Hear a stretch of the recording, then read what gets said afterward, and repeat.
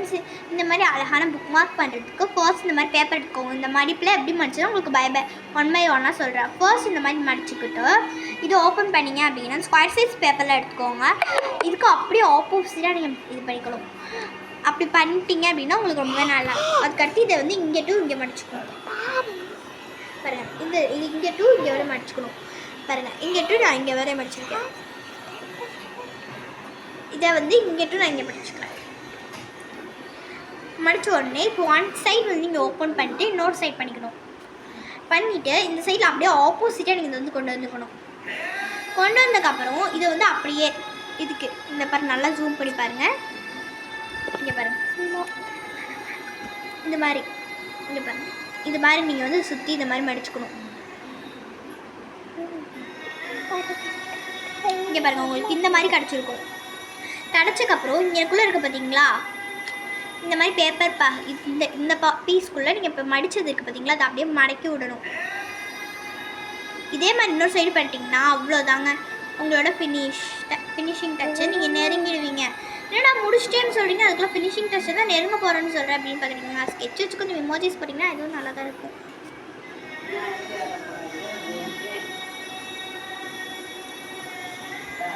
என்னதான் அப்படின்னா இங்கே பேக் சைடில் கூட எமோஜி போட்டுக்கலாம். உங்களுக்கு வேணும் அப்படின்னா அந்த சைடு போட்டுக்கலாம். இல்லை நீட்டாக இல்லை அப்படின்னா ஃப்ரண்ட் சைட் போட்டுக்கலாம். ஃப்ரண்ட் சைட் போடுறது எனக்கு பிடிச்சிருந்ததுனால நான் ஒரு அழகாக ஒரு எமோஜிஸ் போட்டுக்கிறேன்.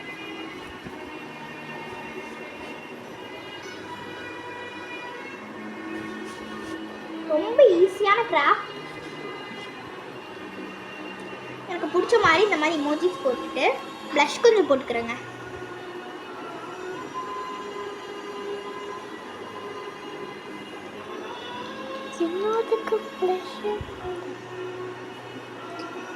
எவ்வளோ க்யூட்டாக இருக்குது பாருங்கள். இங்கே கொஞ்சம் பெரிய ஸ்கொயர் சைஸ் பேப்பராக எடுத்துக்கிட்டிங்க அப்படின்னா ஒரு புக்கு கூட நீங்கள் பண்ணிக்கலாம். இப்போதைக்கு நான் வந்து இந்த மாதிரி ஒரு நோட் எக்ஸாம்பிளுக்கு எடுத்துக்கிட்டு இந்த மாதிரி உங்களுக்கு பண்ணி காமிக்கிறேன். அவ்வளோதான், உங்களுக்கு ஈஸியாக புக் மார்க் ரெடிங்க. காற்றுக்கு வந்து பறக்கணும்லாம் நினைக்காதீங்க. இந்த மாதிரி 2 சைட்ஸ் வந்து இந்த மாதிரி போட்டு விட்டுட்டிங்கனாலே போதுங்க. ரொம்பவே அழகாக உங்களுக்கு புக் மார்க் ரெடி ஆகிடும். புக் மார்க்குன்னு சொல்ல முடியாது, புக் ஹோல்டர்னு சொல்லலாம். அதுக்கு எந்த பேர் வேணால் நீங்கள் நியூவாக பேரை கமெண்ட்டில் சொல்லுங்கள். அவ்வளோதாங்க. ஓகே, நெக்ஸ்ட் வீடியோவில் பார்க்கலாம். பாய். தேங்க்ஸ் ஃபார் வாட்சிங். Ishq you all.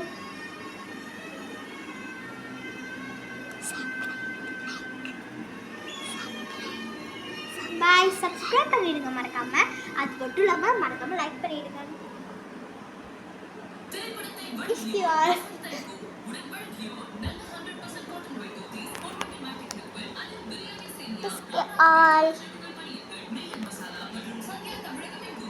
உங்களுக்கு இது பிடிச்சிருந்துச்சுன்னா லைக் பண்ணுங்க.